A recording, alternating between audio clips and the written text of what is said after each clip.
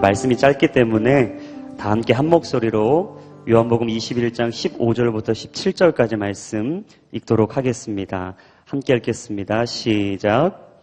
그들이 아침 식사를 끝마치자 예수께서 시몬 베드로에게 말씀하셨습니다. 요한의 아들 시몬아, 내가 이 사람들보다 나를 더 사랑하느냐? 베드로가 말했습니다. 예, 주여, 제가 주를 사랑하는 것을 주께서 아십니다. 예수께서 베드로에게 말씀하셨습니다. 내 어린 양떼를 먹여라. 예수께서 베드로에게 다시 말씀하셨습니다. 요한의 아들 시몬아, 내가 나를 사랑하느냐? 베드로가 예수께 대답했습니다. 예, 주여, 제가 주를 사랑하는 것을 주께서 아십니다. 예수께서 베드로에게 말씀하셨습니다. 내 양떼를 쳐라. 예수께서 베드로에게 세 번째로 말씀하셨습니다. 요한의 아들 시몬아, 내가 나를 사랑하느냐? 예수께서 세 번째 내가 나를 사랑하느냐고 물으시자 베드로가 근심하며 말했습니다. 주여, 주께서는 모든 것을 아십니다. 제가 주를 사랑하는 것을 주께서 아십니다. 예수께서 베드로에게 말씀하셨습니다. 내 양떼를 먹여라. 아멘. 오늘 본문의 제목 디베랴의 새아침이라는 제목으로 우리 김승수 목사님께서 하나님의 말씀 선포하실 때 큰 은혜 있기를 예수님의 이름으로 축복합니다.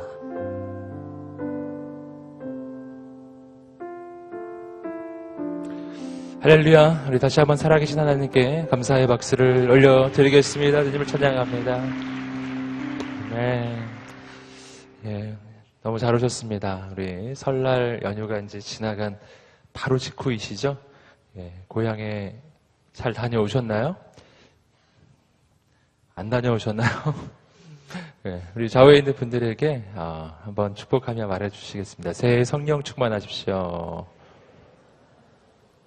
할렐루야. 네. 제가 주일에도 한번 말씀드린 적이 있는데요. 우리 한국인만의 아주 놀라운 특권이 하나 있는데 그것은 매년 새해를 2번 시작할 수 있다는 놀라운 사실이죠. 1월 1일에 한번 시작하고 설날에 또 시작해요. 우리는 새해를 2번이나 시작합니다. 하나님께서 주신 새로운 기회라고 믿습니다. 오늘 이 밤에 하나님 말씀이 선포될 때 우리 마음에 하나님을 향한 기대와 소망이 생기고 우리 인생을 향한 하나님의 뜻과 계획을 깨닫는 이 밤이 되기를 간절히 소망합니다. 함께 기도하고 하나님의 말씀을 나누겠습니다. 하나님 아버지, 오늘 이 밤에 임하여 주시옵소서. 예수 그리스도의 십자가의 보혈로 부족한 종을 덮어 주십시오. 그리고 오늘 우리에게 주의 음성을 들려 주시옵소서. 감사하며 예수님의 이름으로 기도드립니다. 아멘. 예, 오늘 이야기는 요한복음 21장 스토리죠. 요한복음 21장. 원래 스토리는 21장 1절부터 시작하는 스토리입니다. 이 이야기는 베드로가 다른 제자들에게 물고기를 잡으러 가자라고 제안하는 것으로부터 시작해요. 그 장면을 우리가 다시 한번 보았으면 좋겠습니다. 요한복음 21장 3절 말씀 한번 보시겠습니다. 한번 읽어보겠습니다. 시작. 시몬 베드로가 그들에게 그들이 우리도 같이 가겠소 하고 말했습니다. 그들은 나가서 배를 탔습니다. 그러나 그날 밤 그들은 물고기를 한 마리도 잡지 못했습니다. 자, 오늘 말씀을 보시면은 시몬 베드로가 물고기를 잡으러 가자라고 제안하는 것으로 시작합니다. 이 장면은 그냥 보면은 평범한 장면이지만 그러나 그 앞문맥을 생각해 본다면 참 특이한 장면입니다. 왜냐하면 이때는 이미 예수님이 십자가에서 부활하신 후였기 때문이에요. 예수님이 십자가에서 부활하시고 이미 예수님은 죽음을 이기시고 승리를 거두신 다음이었던 것이죠. 그렇다면 예수님의 제자들이 지금 해야 할 일은 그 부활의 복음을 전해야 하는 일이었을 것입니다. 그런데 놀랍게도 베드로는 수제자인데도 불구하고 우리 함께 부활하신 주님을 전하러 가자 이렇게 말한 게 아니었어요. 이렇게 말했어요. 나는 물고기 잡으러 가겠소. 그랬더니 다른 제자들이 우리도 같이 가겠소. 그래서 7명의 제자들이 물고기를 잡으러 가는 거예요. 굉장히 이상한 장면입니다. 그들은 본래 어부였습니다. 베드로가 어부였죠. 어부였는데 그들은 주님의 부르심을 받았어요.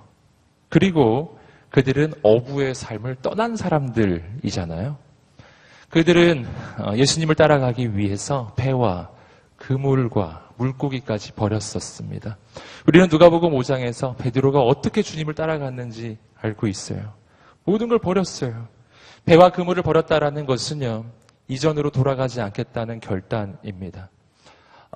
이젠 주님의 부르심처럼 사람 낚는 어부가 되겠다라고 하는 바로 그 결단이죠.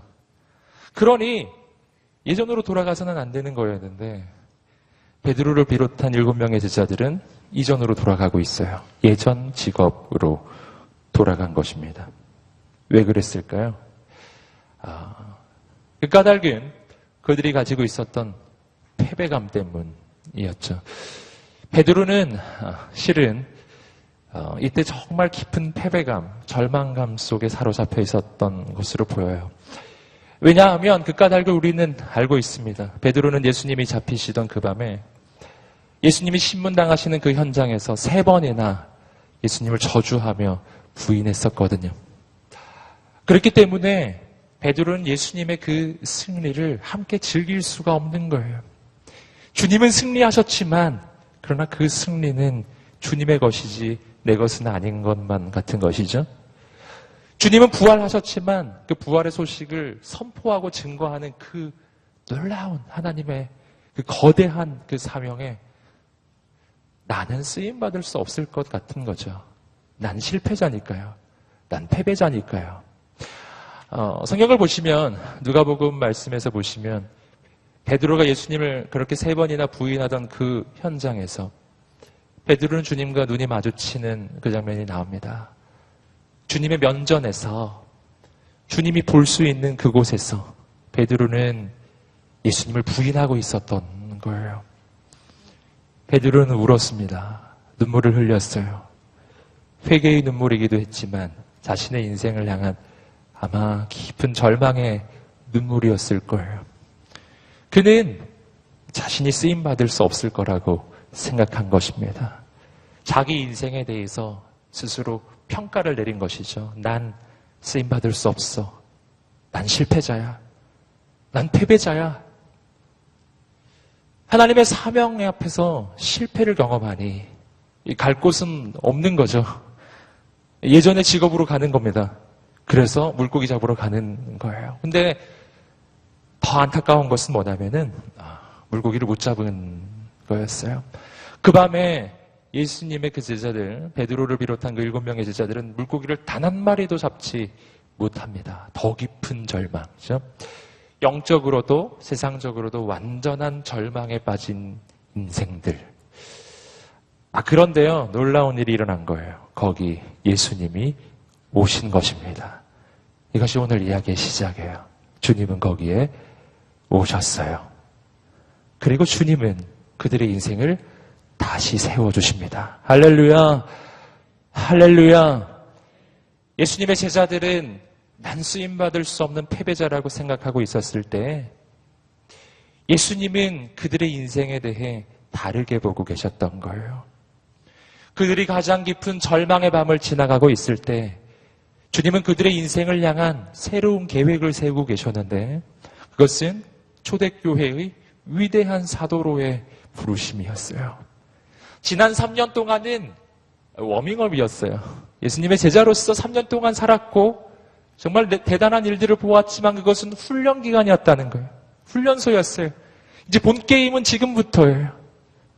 이제 그들은 정말 놀라운 하나님의 사명, 복음이 온 세상에 전파되고 모든 인류가 구원을 얻는 그 놀라운 사건에 쓰임받을 예정이에요. 할렐루야. 제자들은 모르고 있었지만 주님께는 이미 그 계획이 서 계셨던 것이죠. 그래서 주님은 그 제자들을 찾아오신 거예요. 여러분, 오늘 주님이 우리를 찾아오시는 줄 믿습니다. 여기서 우리는 첫 번째 중요한 영적인 메시지를 발견해요. 그것은 뭐냐면 내 인생에 대한 평가는 내가 하는 것이 아니다라는 거예요. 함께 따라 보겠습니다. 내 인생에 대한 평가는 내가 하는 것이 아니야. 아멘. 내가 하는 게 아니에요. 베드로는 자기 인생에 대해 평가하고 있었어요. 난 실패자야. 난 패배자야. 난 쓰임 못 받을 거야. 그냥 물고기 잡으러 가야지. 이거였다니까요. 여러분, 우리 인생에도 그런 순간이 있습니다. 내 인생이 절망의 밤을 지나갈 때가 있습니다. 아무것도 되는 일이 없을 때가 있습니다. 잡은 건 아무것도 없는데 주님의 부르심에도 실패하고 뭐 되는 게 아무것도 없는 거예요. 나 같은 인생은 그냥 하나님께 쓰임받기에는 자격이 없는 인생. 더 이상 큰 소리가 나오지 않는 순간이에요. 바로 그런 순간이 있습니다. 여러분 그때 기억해야 합니다. 뭘 기억해야 하냐면 금방 말씀드렸던 대로 내 인생에 대한 평가는 내가 하는 것이 아니라는 거예요. 여러분 성경을 보시면 이런 구절이 있습니다. 마태복음 7장 1절 말씀입니다. 함께 한번 읽어보겠습니다. 시작. 마태복음 7장 1절입니다. 시작. 비판을 받지 아니하려거든 비판하지 말라. 비판을 받지 아니하려거든 비판하지 말라. 여러분 판단을 하지 말라는 이야기예요. 비판을 하지 말라는 이야기예요. 여러분 이 스토리는 너무 잘 아시죠? 예수님의 가르침입니다. 여러분 예수님께서는 우리에게 비판하지 말라라고 하는 이 메시지를 좀 더 설명해 주시기 위해서 한 가지 비유적 표현을 해주셨어요. 이런 표현이었죠. 여러분 잘 아시겠지만 그 눈에 그 들보가 든 사람 이야기잖아요. 어떤 사람이 다른 사람의 눈을 보고서 내 눈에 티가 있으니 내가 그 티를 빼줘야겠다. 이렇게 말했다고 했다는 거죠. 주님이 말씀하신 것은 뭐냐면 내 눈에 있는 들보부터 빼야 다른 사람 눈에 있는 티가 더 잘 보이지 않겠냐. 다른 사람 눈에 있는 티가 아니라 네 눈 속에 있는 들보부터 빼야 한다라는 거예요. 여러분 이 메시지에서 아주 중요한 것은 그냥 비판을 하는 게 나쁘다라는 그 정도 메시지가 아니죠. 주님이 비판을 하지 말라고 판단을 하지 말라고 하는 까닭은 그게 그냥 도덕적으로 나쁜 행위이기 때문만이 아니라 주님의 이 표현 속에서 우리가 발견하는 그 비판하지 말아야 할 까닭은요. 그 비판이 정확하지 않기 때문이라는 거예요. 내가 하는 비판은 어떻다고요? 정확하지 않다. 왜 그렇습니까? 주님 말씀대로에 네 눈에 들보가 들어있는데 어떻게 형제의 눈 속에 있는 티가 잘 보일 수 있겠냐? 그거 잘못 본 것일 수 있다. 너의 판단은 정확하지 않아. 왜냐하면 네 눈 속에 들보가 있기 때문에. 그러니 네가 다른 사람을 바라볼 때 함부로 판단할 수 없다라는 거예요. 그 판단이 정확하지 않기 때문이에요. 함께 따라해 볼까요? 내 판단은 정확하지 않아. 아멘. 이 굉장히 중요한 내 인생을 향한 메시지예요. 여러분 비판하지 말라라고 하는 이 메시지는요. 다른 사람을 향하는 것이기도 하지만 동시에 나 자신을 향한 것이기도 해요. 왜냐하면 여러분 너무 잘 아시겠지만 내가 내 인생 가운데 누구를 가장 많이 비판할까요? 난 누구를 가장 많이 판단하고 있나요? 가만히 보세요. 내 마음속에 나는 끝없이 누군가를 판단하고 있어요. 끝없이 누군가를 비판해요. 가장 많이 판단하고 가장 많이 비판하는 대상이 있습니다. 그건 나예요. 나 자신. 난 매일매일 나 자신을 판단해요. 난 매일매일 나 자신을 비판해요. 그리고 절망하잖아요. 내 인생을 바라보니까 실패자예요. 내 인생을 바라보니까 정말 절망적이에요. 매일매일 판단하고 매일매일 나를 평가하고 그리고 좌절하고 절망의 밤을 보냅니다. 좌절의 밤을 보내고 또 매일매일 나를 평가하고 더 큰 좌절에 빠지고 더 큰 절망에 빠져요. 그리고 포기하잖아요.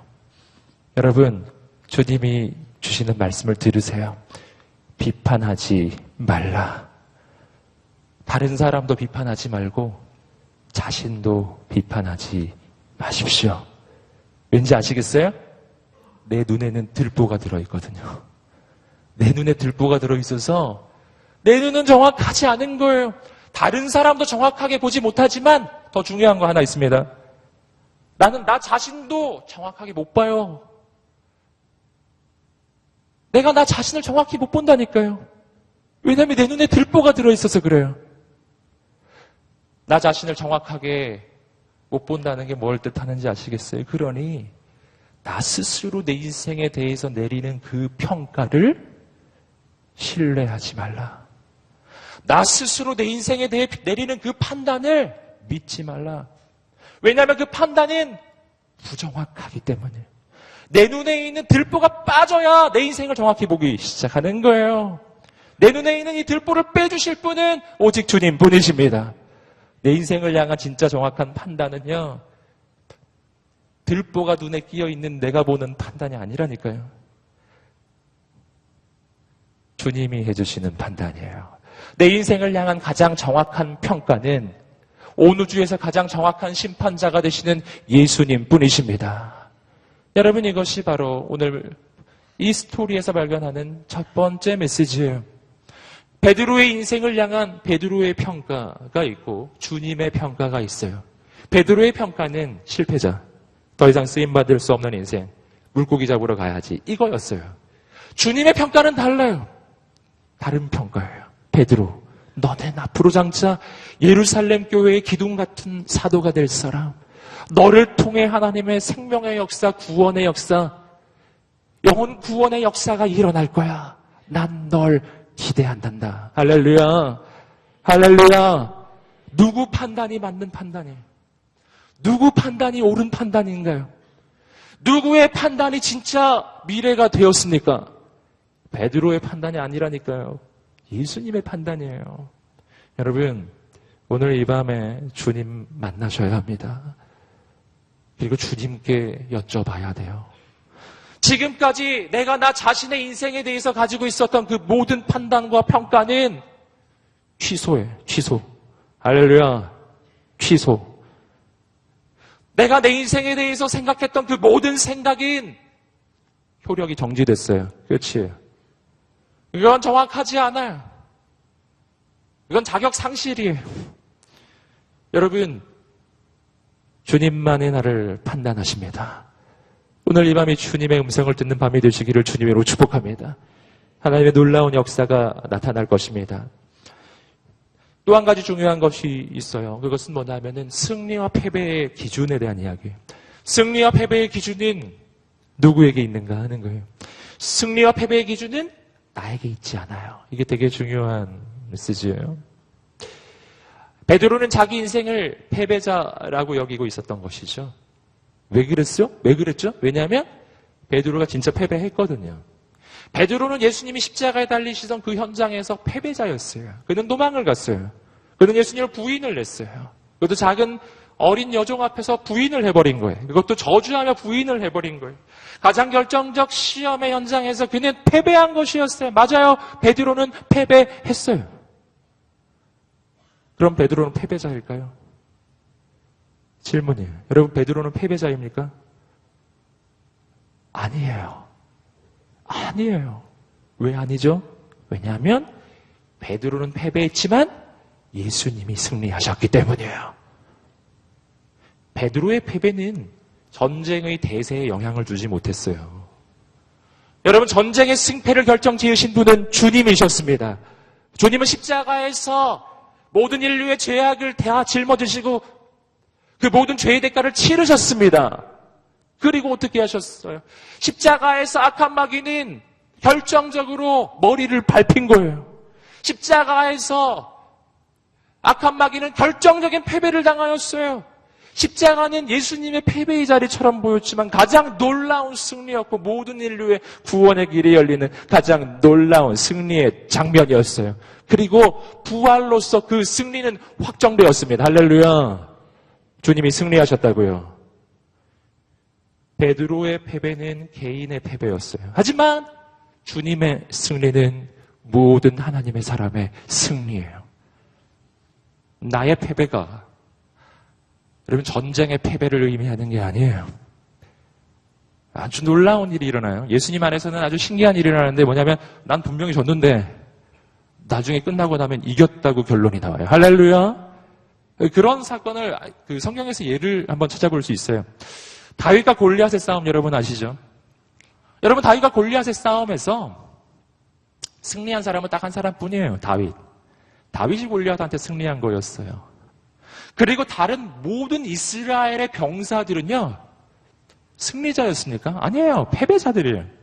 다른 이스라엘의 모든 병사들은 골리앗 앞에 단 한 명도 나서지 못했습니다. 한 명만 나와봐라. 아무도 나서지 못했어요. 전부 패배자예요. 전부 실패자예요. 그렇죠? 이스라엘 군대 병사들은 단 한 명도 승리자가 없었던 거예요. 승리한 사람은 오직 하나, 다윗 하나였어요. 그런데 놀라운 일이 일어나요. 다윗 한 사람이 승리했는데 모든 이스라엘의 군대가 승리자로 바뀌는 거예요. 다윗의 승리는 다윗 한 사람의 승리가 아니라 민족의 승리이고 나라의 승리이고 이스라엘 군대 전체의 승리였어요. 신기한 일이 일어난 거예요. 이스라엘 병사는 이런 기분이 들었을 거예요. 분명 나는 실패했는데, 나는 실수했는데. 아니, 끝나고 나니까 승리한 거예요. 할렐루야! 어찌 이런 일이? 주님이 승리하셨기 때문이에요. 함께 외쳐볼까요? 나는 패배했지만 주님은 승리하셨다. 주님의 승리가 나의 승리야. 아멘! 옆 사람에게 말해주세요. 주님께서 승리하셨습니다. 아멘! 내 인생의 승리와 패배는 무엇이 결정짓는가 하는 거예요. 내 삶의 승리와 패배는 무엇이 결정짓는가 하는 거예요. 내가 절망하는 이유는요, 나의 퍼포먼스, 내가 한 일, 내가 무엇을 했느냐를 가지고 자꾸만 내 인생을 평가하기 때문이에요. 내 과거를 가지고 자꾸 내 인생을 평가하기 때문이에요. 내가 지난밤에 뭐 했는지 가지고 내 인생을 자꾸 평가해. 그리고 난 절망해요. 난 패배자니까요. 난 어제도 마귀의 시험에 넘어졌고, 난 어제도 오늘도 세상의 유혹 가운데 자꾸 넘어지는 거예요. 난 실패자야. 난 패배자야. 난 실패자야. 그런 생각으로 여기 오신 분들이 계실지 모르겠어요. 여러분, 오늘 이 밤에 여러분 인생을 향해 마귀의 소리가 아니라 주님의 소리를 들으세요. 할렐루야. 주님이 말씀하십니다. 세상에서 너희가 환난을 당하나 담대하라. 내가 세상을 이기었노라. 아멘. 주님께서 승리하셨어요. 전쟁은 승리한 것입니다. 할렐루야. 전쟁은 승리한 것입니다. 아멘. 국지전에선 패배할 수가 있다니까요. 부분적으로 국지전에서 잠시 패배할 수 있으나 여러분, 전쟁의 승패는 결정됐다니요. 2000년 전에 끝난 거예요. 이것이 바로 오늘 우리 인생의 소망을 가지는 아주 중요한 또 한 가지 이유입니다. 그리고 주님은 베드로를 찾아오셔요. 그리고 놀라운 일을 이루어 주시죠. 함께 요한복음 21장 그 앞부분 스토리인데요. 4절부터 6절까지 말씀을 읽어보겠습니다. 시작. 날이 밝아올 무렵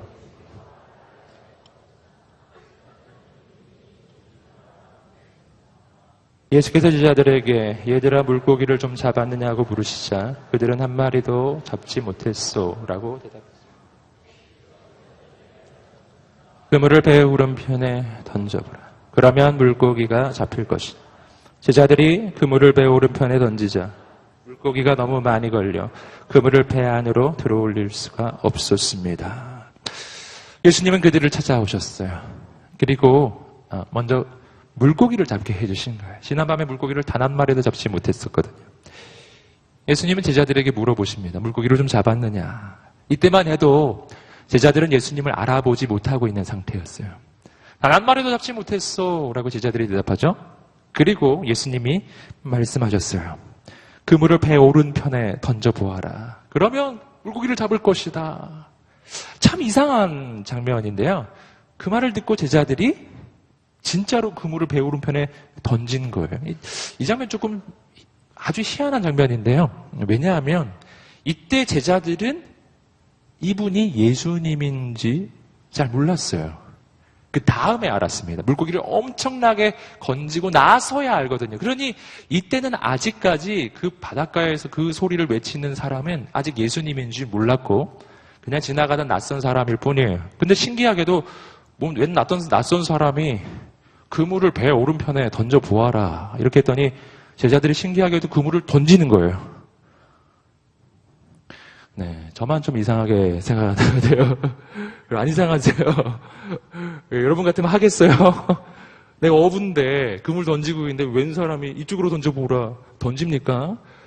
그럼 근데 이 사람 던졌어요. 참 이상한 일이죠. 근데 그리고 물고기를 너무 많이 잡은 거예요. 여러분, 이 장면도 우리를 향한 아주 중요한 영적인 메시지입니다. 내가 어떻게 하나님의 사명을 감당할 수 있는지 주님이 주시는 메시지예요. 여기서 주님께서 제자들에게 알려주신, 말로 해주시 않았지만 이 사건 자체를 통해서 제자들에게 깨닫게 해주시는 메시지가 있습니다. 그것은 사명은 내가 감당하는 것이 아니라 주님께서 이루시는 것이다 라는 거예요. 함께 따라해 보겠습니다. 사명은 내가 감당하는 것이 아니라 주님께서 이루시는 것이다. 아멘. 주님께서 이루셨죠. 여러분, 물고기를 잡는 그 일이었어요. 지금은 진짜 그 바닷속에 있는 물고기를 잡는 것이었지만 장차 그들이 하나님의 사명을 감당할 때 낚을 물고기는 바로 사람이죠. 사람 낚는 어부가 될 사람들이잖아요. 여러분, 사람 낚는 일도 똑같아요. 내 힘으로 하려고 들면 단 한 마리도 잡을 수가 없는 거예요. 그런데 주님의 음성을 들으면 놀라운 일이 일어나요. 순종하면 기적이 일어나요. 이것이 하나님의 원리입니다. 근데 여기서 우리가 한 가지 좀 생각해 볼 부분은 뭐냐 하면은 그렇게 물고기를 엄청나게 많이 잡는 그 일이 언제 일어났냐 하는 거예요. 그것은 밤이 새도록 그들이 물고기를 잡기 위해 그물을 던져본 후였어요. 그 다음. 오늘 말씀을 보시면은 그 시간대가 나와요. 그때가 언제쯤 됐었냐면 아주 새벽녘. 이제 막 날이 밝아올 무렵. 날이 밝아올 무렵이라고 한다는 것은 뭐냐면은 밤이 새도록 그들이 애를 썼다는 얘기죠. 밤새도록 애를 써서 단 한 마리도 잡지 못하고 이젠 철수를 할 무렵이에요. 바로 그때 거기 주님이 계셨고 주님의 음성을 들은 거예요. 저는 이 장면을 보면서 조금 다시 새롭게 한번 생각을 해보게 되었습니다. 여러분, 예수님은 새벽이 되어서야 그곳에 오신 것일까요? 예수님은 새벽이 되어서야 그들에게 말씀하기 시작하신 것일까요?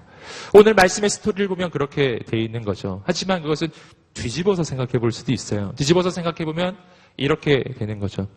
주님은 새벽이 되어서야 거기 오신 게 아니고 제자들이 새벽이 되어서야 거기 주님이 계신 것을 발견한 거다. 라고 볼 수 있는 거죠. 똑같은 얘기예요. 주님은 언제 거기 오셨을까요? 전 성경은 그것을 묘사하고 있지 않지만 저는 주님이 거기 분명 새벽보다는 빨리 오신 것 같아요. 주님은 어디든지 계신 분이잖아요. 주님은 내가 있는 어느 곳이나 바로 거기 계신 분이세요. 주님은 제자들이 밤새도록 그물을 던질 때 그때는 주님이 없었을까요? 아니에요. 저는 분명 주님이 거기 계셨을 거라고 믿습니다. 다만 제자들이 새벽이 돼서야 거기 누가 서 있는 것을 발견하기 시작한 거예요. 주님은 새벽이 되어서야 그들에게 말씀하기 시작하셨을까요? 아니에요. 반대로 생각해 볼 수 있어요. 제자들이 새벽이 되어서야 밤이 새도록 물고기를 잡으려고 그물을 던져봤는데 아무것도 잡을지 못했던 그 밤이 지나고 나서야 내 힘으로는 아무것도 할 수 없구나라는 것을 깨닫는 그 다음에서야 내 힘으로 모든 노력을 다 해봤는데 아무것도 얻지 못했으니까요. 모든 힘이 다 빠졌겠죠. 내 팔에서 힘이 다 빠진 후에야 비로소 다른 사람의 소리가 들리기 시작한 거예요. 주님의 소리가 들리기 시작하는 거예요. 할렐루야. 여러분, 자 여기서 우리는 오늘 어떻게 주님의 역사를 경험할 수 있는지를 발견해요. 이 스토리의 이 사건 전개를 따라가자면 이런 거예요. 하나님의 역사를 경험하기 위해서는 뭘 해야 할까요? 함께 따라해보겠습니다. 절망의 밤을 지나야 한다. 아멘. 절망의 밤을 지나야 해요. 절망의 밤을 지나갈 때 오늘 우리의 인생에 일어나는 효과가 있습니다. 절망의 밤을 지나가면 내 힘이 빠져요. 절망의 밤을 지나가면 내 힘이 빠지고 내 힘이 빠질 때 귀가 열려요. 내 힘이 빠질 때 눈이 열려요. 그리고 내 힘이 빠지기 전에는 보이지 않던 게 보이기 시작하고 내 힘이 빠지기 전에는 들리지 않는 소리가 들리기 시작해요. 내 힘이 빠지기 전에는 난 주님이 보이지가 않아요. 내 힘이 빠지기 전에는 난 주의 음성이 결코 들리지 않아요. 왜냐하면 내 노하우로, 내 능력으로, 내 힘으로 이거 다 할 수 있는 일이니까요. 제자들에게 물고기 잡는 일이란 얼마나 베테랑들인가요? 여러분, 주님이 그다지 필요하지 않은 거죠. 여러분, 그러나 힘이 빠지고 나면 그제서야 비로소 내 눈이 열려지기 시작해요. 여러분, 내 인생을 향한 그 자존심이 무너져야, 내 인생을 향한 그 교만함이 꺾어져야 비로소 눈이 열려요. 내 눈을 덮고 있는 들보가 그런 거예요. 내 눈에 들보가 있을 때는 주님이 잘 안 보이는 거예요. 그 들보가, 자존심의 들보가, 교만함의 들보가 빠져버려야 그때 보여요. 아, 저기 누가 서 있었구나. 밤새도록 저기 서 계셨구나. 그때서야 비로소 들리기 시작해요. 그분의 음성이 들려요. 그때서야 비로소 그걸 할 수 있는 순종의 마음이 생겨요. 아까도 말씀드렸죠. 아니, 웬 사람이 하는 이야기를 이 제자들이 왜 한 거예요? 여러분, 오늘 이 밤이 그 밤이 되기를 소망합니다. 눈이 열리고 귀가 열리고 주님을 바라보고 주님의 음성을 듣는 밤이죠. 난 너무 주님이 잘 안 보였던 거예요. 난 너무 주님의 음성이 들리지가 않았어요. 왜냐하면 내 힘이 아직 빠지지 않았었기 때문이에요. 여기 혹시 힘이 다 빠지신 분 계세요? 손 한번 들어보실래요? 네. 손들 힘이 없으시죠? 손들 힘이 없어요. 힘이 없어서. 저는 여러분이 이 설날이라고 하는 이 빨간 날, 이 연휴 끝에 하루도 쉬고 싶은 이날, 이 밤에 여기 오신 까닭이 있으리라고 믿습니다. 힘이 빠져서 온 거죠. 저는 오늘 이 밤에 우리가 주님을 보게 될 줄 믿습니다. 주의 음성을 듣게 될 줄 믿습니다. 그동안 한 번도 듣지 못했던 음성이 들려오기 시작할 거예요. 오늘 우리에게 필요한 것은 순종이라는 것이죠. 주님은 그 제자들을 위해 아침 식사를 준비하고 계셨어요. 놀라운 장면이에요. 요한복음 21장 12절과 13절 말씀을 함께 읽어보겠습니다. 시작. 예수께서 제자들에게 말씀하셨습니다.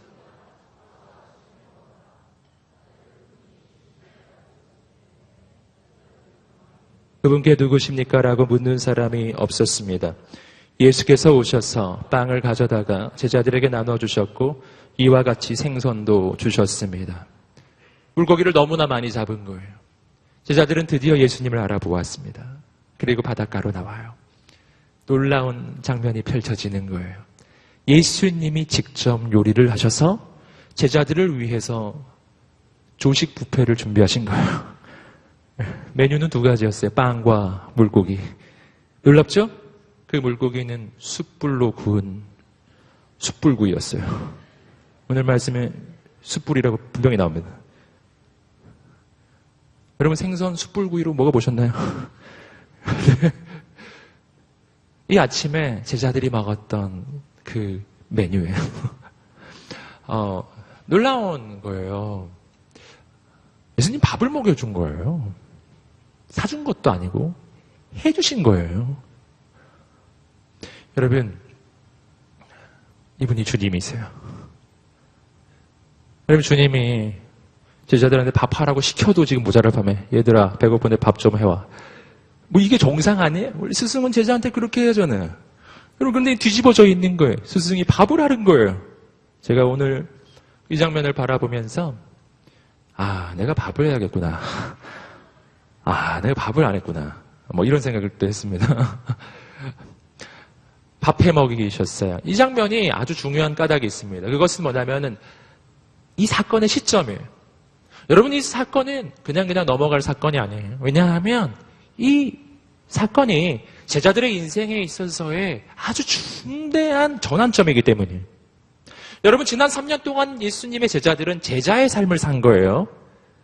뭐 대단히 쓰임받은 하지만 주님이 나으셨고요. 제자들은 그냥 따라다닌 거였어요. 예수님은 제자들을 훈련시킨 겁니다. 지난 3년은 훈련 기간이라니까요. 아까도 말씀드렸지만 본 게임은 이제부터예요. 할렐루야. 본 게임은 이제부터라고요. 군인으로 이야기하자면 지난 3년 동안의 기간은요. 논산훈련소에서 받은 훈련이에요. 6주 훈련. 자대 배치는 이제 시작하는 거예요. 주님은 지금 예수님의 제자들을 3년 동안 훈련하시고 나서 이제 자대 배치를 하시려고 하는 거예요. 얘들아, 훈련은 끝났다. 이제 본 게임이다. 제자의 기간은 끝이 났어요. 너희는 이제 사도야, 사도. 할렐루야. 여러분, 하나님의 사명은 이제부터 시작이라니까요. 그러니 오늘 이 지점, 제자에서 사도로 바뀌는 시점, 바로 그 시점에 예수님이 제자들에게 뭘 해주셨느냐, 되게 중요한 거예요. 예수님이 제자들에게 뭘 해주셨는가? 오늘 이 장면은요, 마치 사도로서 베드로를 비롯한 그 제자들을 세우시는, 어쩌면 사도 위임식과 같은 장면이라고요. 내 양을 먹이라, 내 양을 치라, 내 양을 먹이라. 놀라운 사명, 주님의 양을 맡겨주시는 바로 그 장면이잖아요. 여러분, 하나님의 사명, 사도로서의 사명, 이 시작되는 장면에서 예수님이 제자들에게 뭘 해주셨느냐 하는 거예요. 이것은 메시지입니다. 첫 번째, 주님 뭘 해주셨죠? 밥 해주셨어요. 밥을 먹여주셨다고요.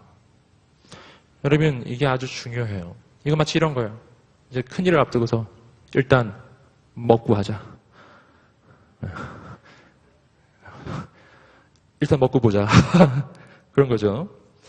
여러분, 이 먹는다는 거는 참 중요한 행위거든요. 예, 먹는 거. 이거 언제 합니까? 우리 보통 언제 먹어요? 우리 언제 먹냐면요. 보통 큰 일을 앞두고 먹는 게 아니라고요. 큰 일을 앞두고서는 전의를 불태우고 결의를 다지고 그래야죠. 예, 단합대회하고 뭐 그런 건데 그런데 언제 밥 먹죠? 끝나고 나서 밥 먹잖아요. 우리 아울리치 다녀와서 뒤풀이. 수련회 잘 섬기고 나서 섬긴 사람들 뒤풀이. 우린 뒤풀이죠, 뒤풀이. 물론 그 뒤풀이는 모든 게 잘 됐을 경우에 있는 거죠. 그러니까 함께 식사를 한다는 거는요, 승리자들이 하는 행위예요. 승리한 후에 만찬을 즐기는 거예요. 우린 승리했다고. 여러분, 그런데 오늘 이 장면은 시작하는 시점이잖아요. 하나님의 사명을 감당하기 시작하는 시점. 일단 먹이고 시작하시는 것. 이게 주님이 앞으로 고생 많이 할 텐데 일단 먹어라. 네. 뭐 그겁니까?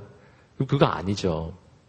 여러분, 왜 먹고 시작할까요? 그 까닭은요, 지금 제자들이 감당하게 될 이 사명의 길, 이 사명의 길은요, 승리가 확정된 길이기 때문이에요. 끝난 싸움을 싸우는 거예요. 승리가 확정된 싸움에 가는 거예요.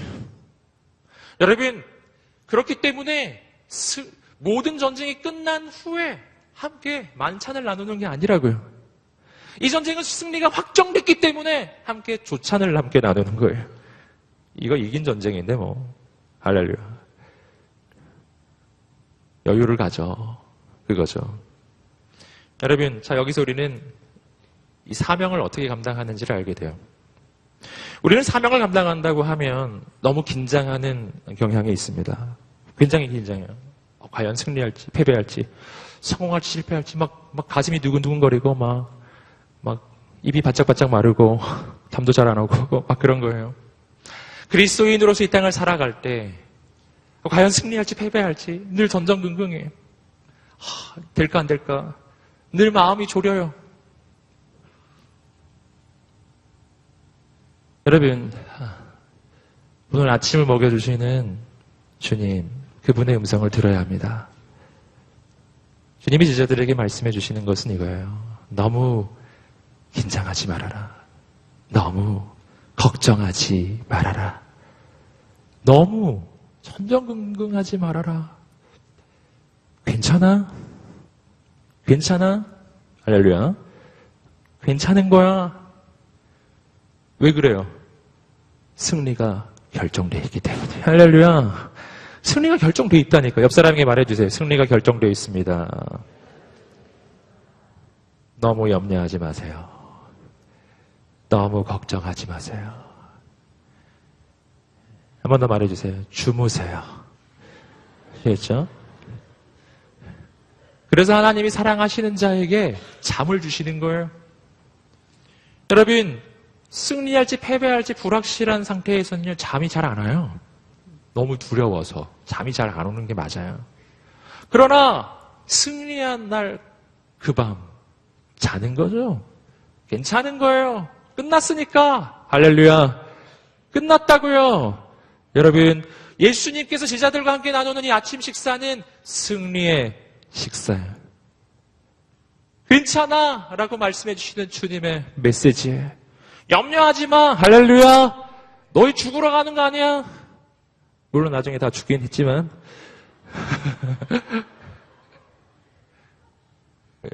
물론 그 다음에 부활이 있으니까요. 힘을 내라. 주님의 응원의 메시지 아니겠어요? 일단 밥 사주고 일단 밥 해주고 시작하시는 주님. 우린 그 주님을 만나는 겁니다. 여러분, 주님은 이렇게 말씀하셨어요. 진리를 알지니 진리가 너희를 자유롭게 하리라. 여러분, 주님은 자유를 주시는 분이세요. 밥 해주시는 주님. 자유를 주시는 분이시라니까요. 여러분, 자유는 언제 올까요? 진리를 알 때 와요. 진리는 뭘까요?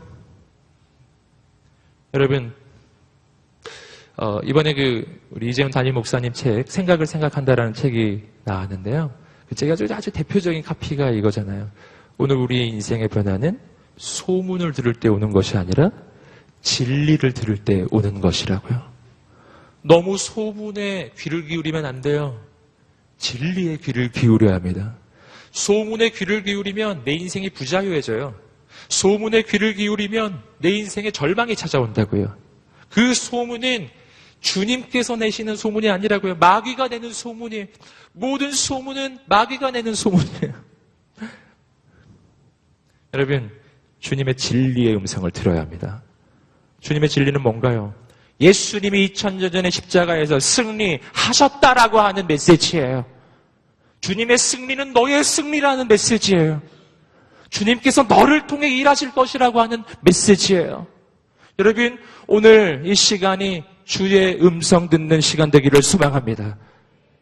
여러분, 그동안 얼마나 오랫동안 마귀가 내는 소문에 시달려주셨나요? 마귀가 내는 소문 그만 들어야 해요. 주님의 진리를 들어야 합니다. 그때 우리의 인생은 새롭게 시작하는 거예요. 그 식사가 마친 후에 예수님은 베드로에게 똑같은 질문을 3번 반복하십니다. 여기서 우리는 어떻게 우리가 하나님의 사명을 감당할 수 있는지 아주 중요한 또 한 가지 메시지를 발견하는 거예요. 지금 아까도 말씀드렸지만 예수님은 제자들을 이제 하나님의 놀라운 사명을 감당할 사도로 세우시고 계시는 장면이었어요. 사도로 위임하시는 거라니까요. 그러니 바로 여기서 주님께서 해주신 이 똑같은 질문 3번은 굉장히 중요한 질문인 거예요. 함께 우리 오늘 읽으셨던 본문인데요. 요한복음 21장 15절부터 17절까지 말씀을 읽어보겠습니다. 시작. 그들이 아침 식사를 끝마치시 요한의 아들 시몬아, 내가 이 사람들보다 나를 더 사랑하느냐? 베드로가 말했습니다. 예, 주여, 제가 주를 사랑하는 것을 주께서 아십니다. 예수께서 베드로에게 말씀하셨습니다. 내 어린 양떼를 먹여라. 예수께서 베드로에게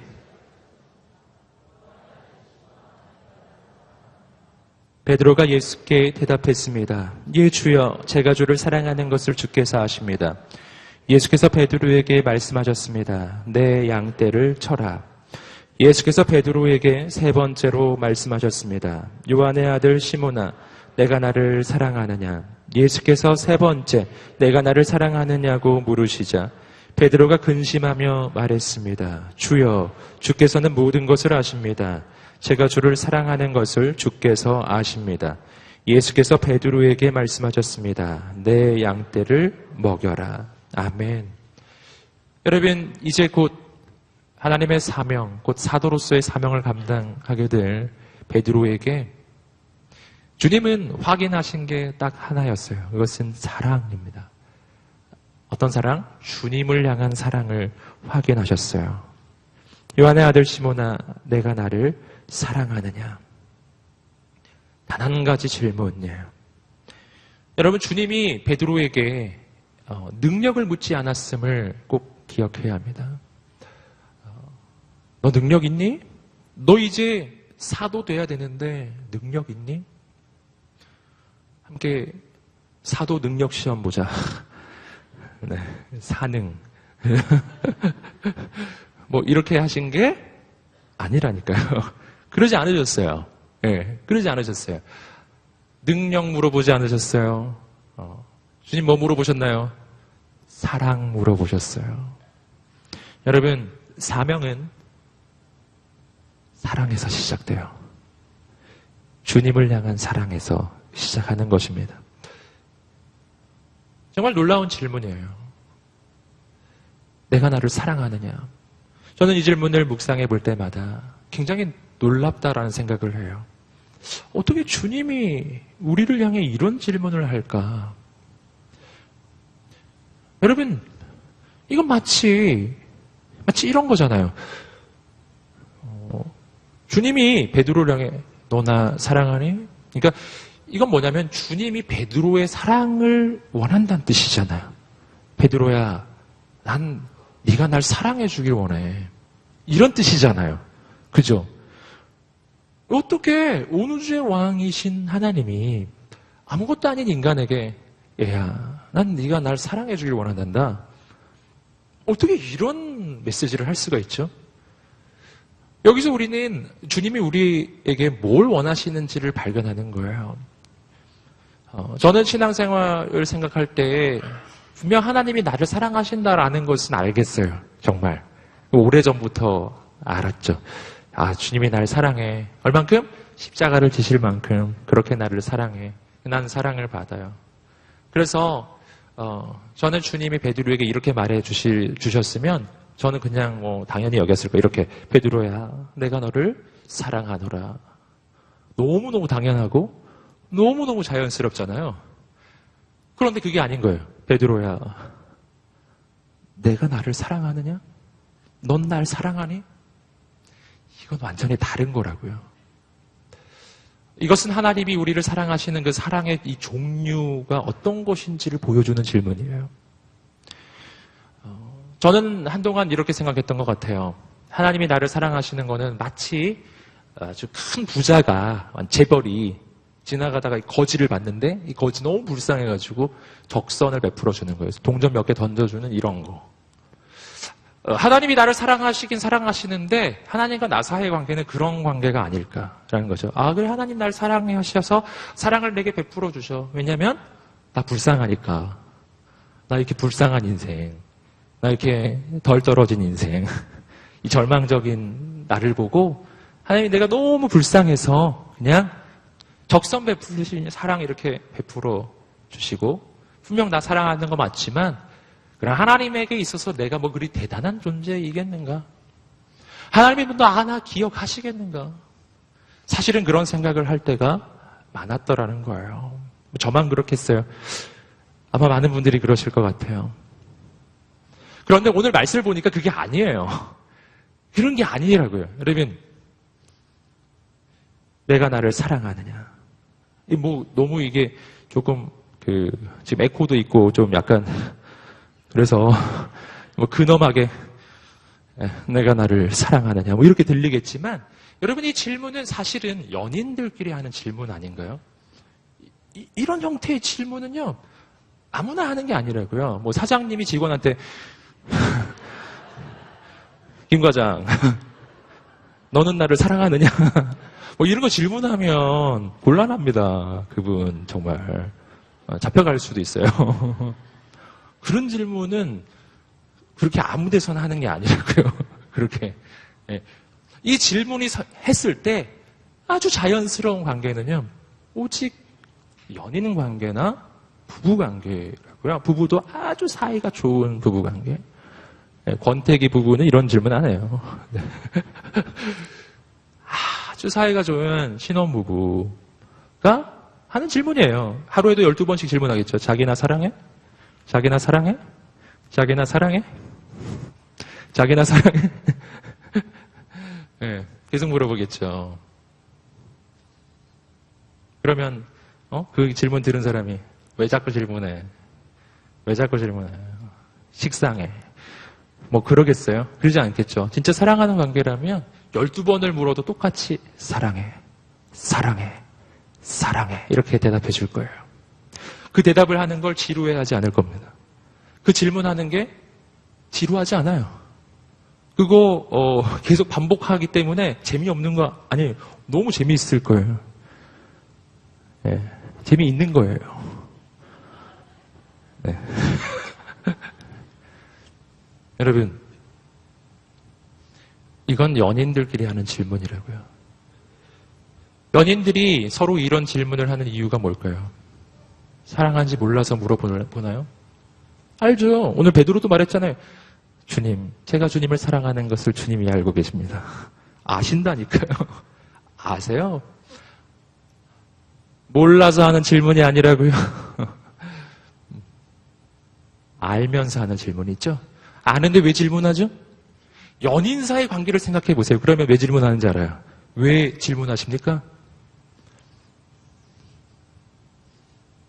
아직 그 관계가 안 돼 보셔서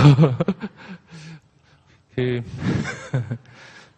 질문을 하는 까닭은 듣고 싶어서 질문하는 거죠. 사랑한다고 말해주는 걸 듣고 싶어서. 자기나 사랑해? 사랑한다고 말해주는 걸 내가 듣고 싶은 거죠. 여러분 이게 참 놀랍잖아요. 온 우주를 지으신 창조주 하나님께서 온 우주를 지으신 그 창조주 하나님의 아들 말씀이 육신이 되어 이 땅에 오신 하나님의 본체 온 인류를 구원하신 메시아 죽음의 권세를 깨뜨린 부활하신 승리자이신 주님 마지막 날에 모든 존재의 심판자가 되실 그 승리하신 주님께서 나랑 비교도 안 되는 그분이 나한테 누구야? 승수야 너 날 사랑하니? 이렇게 물어보신다는 게 말이 되는 거냐고요. 근데 그게 말이 된다라니까요.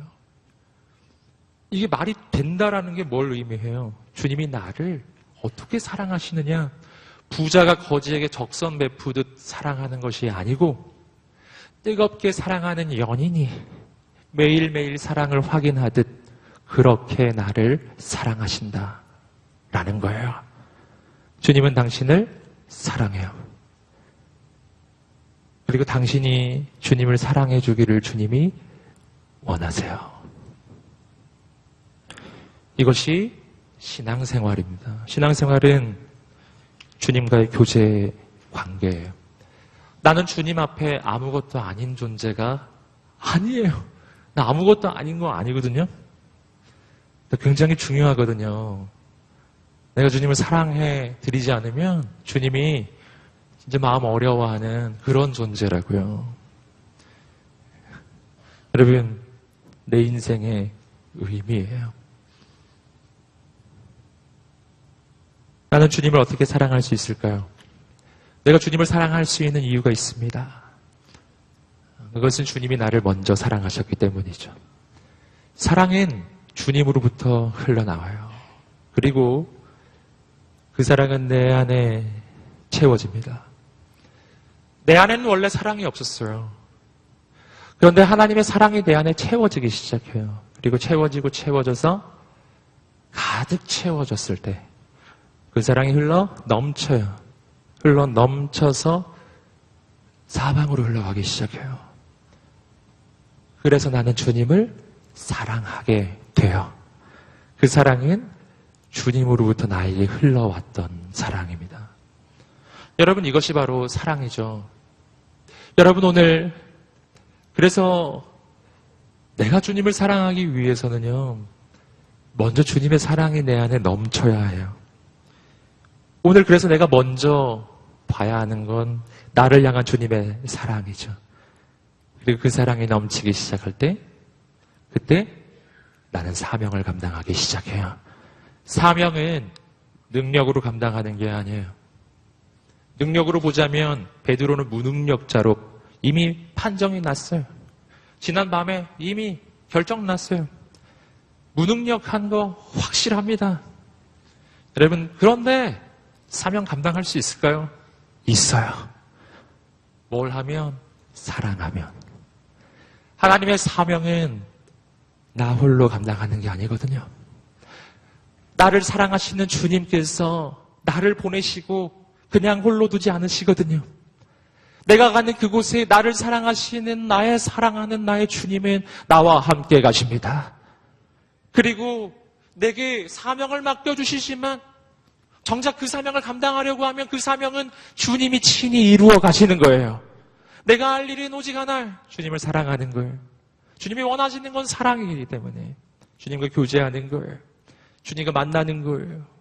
그러면 주님과 나는 함께 한 팀이 되어서 한 영혼을 살리고 한 영혼을 구원하고 주님의 양을 먹이고 주님의 양을 치는 그 놀라운 사명을 감당하게 될 것입니다. 오늘 이 밤이 바로 그 밤이 될 것입니다. 오늘 이 밤에 그 주님의 초대 앞에 우리가 나아가기를 원합니다. 여러분, 이 시간 함께 기도하셨으면 좋겠습니다. 오늘 여러분 가운데 절망의 밤을 지나고 계시는 분이 계신가요? 베드로 그 제자들처럼 하나님의 부르심 앞에 내가 실패를 경험했습니다. 나는 세상에서도 실패자인 절망의 밤이 지나가고 있어요. 이제 밤이 다 새어가고 있어요. 더 이상 기회는 없는 거예요. 이젠 철수해야 될 것 같아요. 여러분, 그런데 그때가 바로 주님의 음성을 들을 때고 바로 그때가 주님을 만날 때라는 사실입니다. 바로 그때가 내 인생의 시작이에요. 하나님, 오늘 이 시간이 디베랴의 그 새 아침에 주님을 만났던 제자들처럼 그렇게 주님을 만나는 이 밤이 되게 하여 주시옵소서. 오늘 이 밤에 임하여 주시옵소서. 오늘 내 눈을 열어주시옵소서. 실은 진짜 주님은 이곳에 와 계신 거예요. 내 인생에 와 계신 거예요. 주님, 내 눈이 열려 주님을 보게 하여 주시옵시고 내 귀가 열려 주의 음성을 듣게 하여 주시옵소서. 주님과 함께 일어나는 이 밤이 되게 하여 주시옵소서. 우리 함께 기다리며 주 앞에 나갈 때 절망의 밤을 지나는 나의 인생 가운데 눈이 열리고 귀가 열리고 주님을 만나고 내 인생의 새로운 시작이 되기를 소원합니다. 그 소원이 있는 모든 사람들 자리에서 한번 일어나 보시겠습니다. 그리고 주님 앞에 여러분 두 손을 들고 나아가십시오. 하나님, 내 두 손을 들었습니다. 내 힘은 다했습니다. 오늘 이곳에 오시옵소서. 말씀하여 주시옵소서. 내 인생의 새 일을 이루어 주시옵소서. 하나님의 사명을 감당하는 인생이 되게 하여 주시옵소서. 간절히 주여 세 번을 주시며 기도하겠습니다. 주여,